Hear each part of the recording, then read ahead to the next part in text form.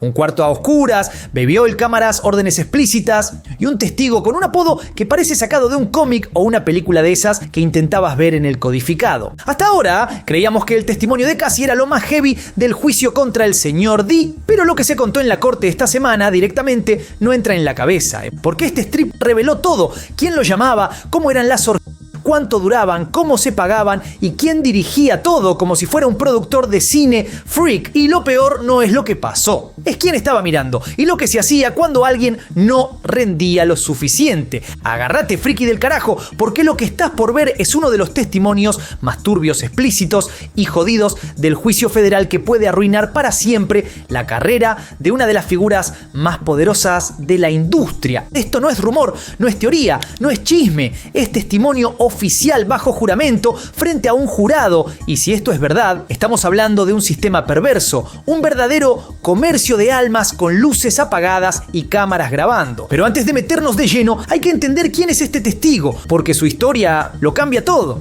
Lo llamaban The Punisher. Su nombre real es Shere Hayes, un performer masculino, musculoso, carismático y con un rol que en cualquier otro contexto sería simplemente parte del entretenimiento adulto. Pero no estamos hablando de una película de bajo presupuesto ni de un show privado en Las Vegas. Estamos hablando de un testigo clave en un juicio federal que podría dejar a Didiño sin corona y sin chequera. Hayes no fue una víctima directa y fue contratado, convocado, llamado al ring de lo que él mismo describió como freak offs. Para vos, friki del carajo, que venís siguiendo todo el juicio, no hace falta que te explique, pero si sos nuevo o nueva acá y no entendés de qué sorongo hablamos, te lo cuento rapidito. Que eran las freak offs, sesiones sexuales organizadas por Didiño y su círculo, intensas, bizarras, en donde él sabía perfectamente que lo sexy era apenas la entrada. Me llamaban tipo 5 o 7 de la tarde para más tarde, me pedían una escena sexy, pero yo ya sabía que iba a hacer mucho más, dijo. El tipo no estaba ahí por casualidad, lo buscaban con nombre y apellido, lo llamaban para que actuara, sí, pero también para que obedeciera, porque en esas sesiones él no improvisaba. Tenía director, y ese director no era otro que el mismísimo señor D. Este no es un testimonio cualquiera, no es alguien con un "me dijeron que", es alguien que estuvo ahí, que participó, que recibió órdenes, que cobró en efectivo y que hoy está dispuesto a contarlo todo. Y todavía no entramos en lo peor. Si alguien todavía tenía la fantasía de que Didiño solo era un espectador ocasional en esto de freak offs, esta declaración la hace percha, porque Shere Hayes no solo fue llamado para participar, fue dirigido, como si Didi fuera un Stanley Kubrick del submundo sexual. Solo que sin talento artístico y con un nivel de perversión cósmico. Según el testimonio, todo arrancaba con baby oil, mucho. La idea era que todos estuvieran brillando, glisteneando, como dijo Hayes. Después, luces bajas, música sensual, cámara lista, y entonces el señor D empezaba a dar órdenes: sentate más adelante, mové la cámara, cambia de posición. No era simplemente un tipo más en la habitación, era el que armaba la escena, el que decidía qué pasaba, quién lo hacía y cómo. En un momento del juicio, Hayes contó que durante una de las sesiones, Didi tiró una pila de billetes al suelo y dijo: "Me gusta esta mierda", frase textual. Y lo repito porque no es menor. No dijo "me gusta lo que pasa" ni "me gusta verlos". Dijo esto, lo que él mismo había construido, como si estuviera disfrutando su propio monstruo. Las sesiones duraban horas, a veces 4 según Hayes, aunque el tiempo real de acción era mucho menor. La mayoría del tiempo era esperar, recibir órdenes y hacer tiempo hasta que el director diera el visto bueno para empezar. Todo estaba cronometrado, coreografiado, calculado, y esto no lo digo solo por lo turbio que suena, que lo es, sino porque desde el punto de vista legal es crucial, porque si el tipo dirigía, decidía, organizaba, entonces el argumento de la defensa se cae a pedazos, porque ya no es un caso de consentimiento entre adultos, es uno de alguien que montaba sesiones sexuales en serie con personas trasladadas de ciudad en ciudad, cobrando en efectivo y todo bajo su dirección. No era un invitado, era el director de casting, el guionista, el camarógrafo y el productor ejecutivo de una película que nunca pidió permiso para filmarse, y con eso el juicio da un giro. Ya no es solo lo que hacía Didi, sino cuánto poder tenía sobre todos los que estaban ahí. Y en ese nivel de poder es donde entra el siguiente eslabón, el consentimiento. Hay algo que se repite todo el tiempo en este juicio y es una frase tramposa: era todo entre adultos y con consentimiento. Pero pará, porque ese argumento se derrumba si rascas un poquito, porque cuando el poder está desbalanceado, cuando hay miedo, plata, manipulación, control emocional, ¿de verdad hay consentimiento? ¿O es simplemente rendirse? Chevy Hayes lo dijo en la corte sin pelos en la lengua, las sesiones eran largas, tensas, freaks, y cuando le preguntaron si casi disfrutaba, la defensa saltó como leche hervida, obvio, porque si él decía que la notaba incómoda, forzada o con miedo, eso disparaba de lleno los cargos por comercio de almas y coerción. Fue tal el quilombo que el juez directamente bloqueó la respuesta, pero el solo hecho de que esa pregunta cause tanto nerviosismo ya dice mucho. Acá la fiscalía está jugando con algo muy fino, mostrar que aunque casi técnicamente estaba ahí, eso no significa que lo hiciera por voluntad propia, que podía parecer consensuado, pero que en realidad era una estrategia de supervivencia, una adaptación al miedo, al entorno, a la presión constante de un tipo que lo controlaba todo. Y es acá donde entra lo psicológico, porque no es solo lo que se ve, es lo que no se puede ver. ¿Por qué alguien vuelve una y otra vez a un lugar donde la pasan mal? ¿Por qué no denuncian antes? ¿Por qué no se escapan? Son preguntas válidas hasta que entendés cómo funciona el trauma, la dependencia emocional, el miedo a perderlo todo.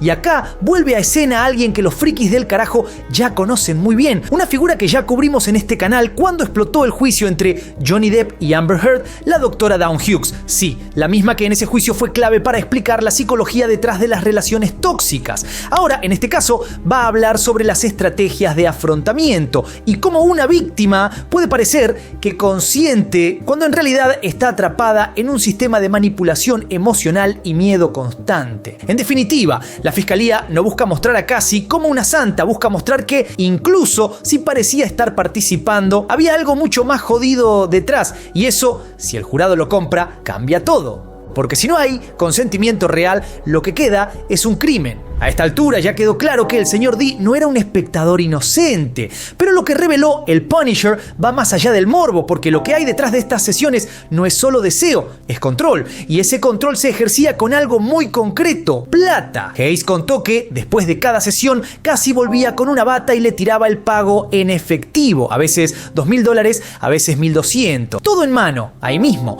Pero lo más jodido no fue el monto, sino cómo se definía ese monto, porque si la performance no era lo que se esperaba, el castigo era inmediato. Una vez, según declaró, no pudo cumplirse con lo que se le pedía. Didi, según su relato, le tiró preservativos en el sillón como diciendo: dale, ponete las pilas. No funcionó. Resultado, fracaso. Y Hayes lo dijo textual: me preocupaba que no me volvieran a llamar, porque en ese ambiente, si no rendías, eras descartable. Lo que está construyendo la fiscalía no es solo una historia de fiestas subidas de tono, está mostrando un sistema estructurado donde Didi manejaba quién entraba, quién cobraba, cuánto y por qué. Una estructura en la que él decidía que valía un cuerpo, que valía una acción y qué castigo recibías si no hacías lo que él quería. Y eso legalmente es dinamita, porque si el testimonio de Hayes se sostiene, prueba que había coerción económica, no hacía falta una amenaza directa, el mensaje estaba implícito: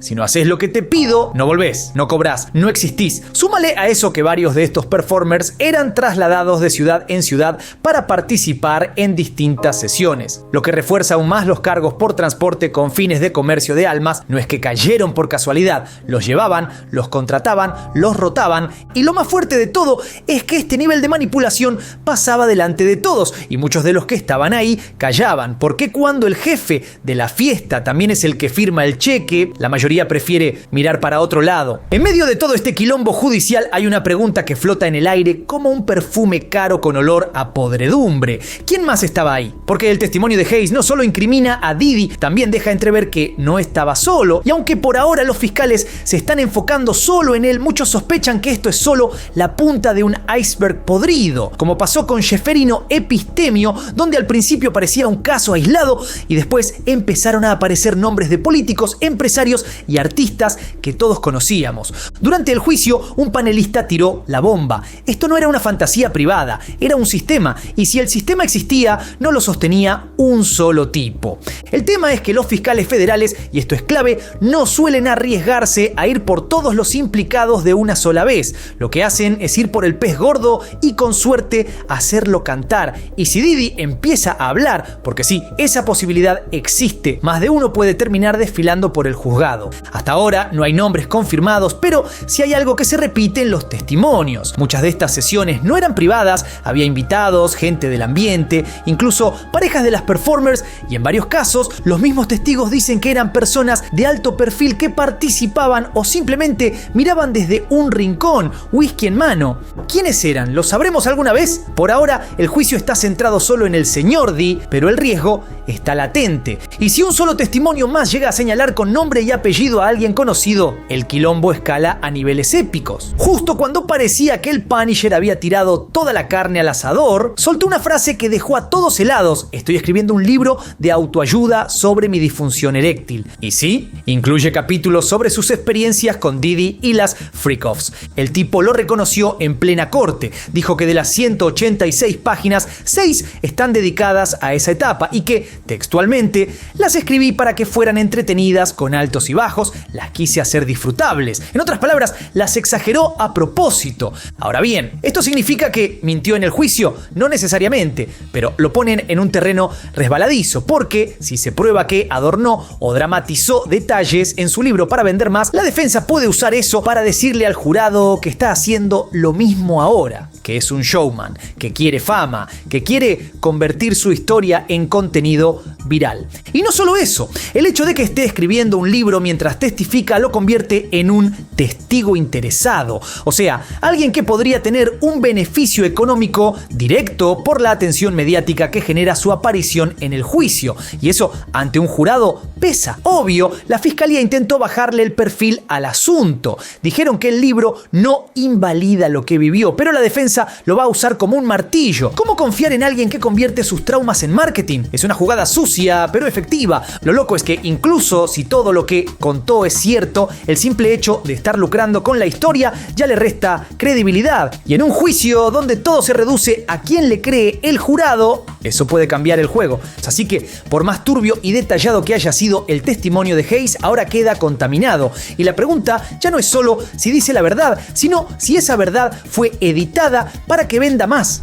El testimonio de The Punisher no fue solo turbio, fue cinematográfico, fue explícito, fue incómodo, pero también fue clave. Porque por primera vez alguien que no fue víctima directa habló desde adentro del sistema, contó cómo se organizaban las sesiones, quién mandaba, cómo se pagaba y qué pasaba si no cumplías. Pero ahora que sabemos que está escribiendo un libro que exageró escenas, que quiere que su historia sea disfrutada, dice, queda una duda que no se puede ignorar. ¿Esto fue un testimonio o fue un tráiler disfrazado?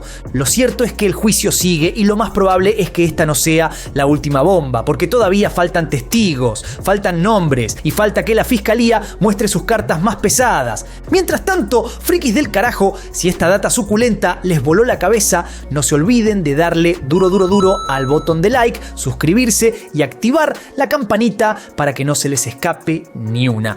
Porque si creían que esto era lo más bizarro del caso Didi, esperen a ver lo que viene. Soy Juanito Sey, esto es Del Carajo TV y nos veremos la próxima. Paz.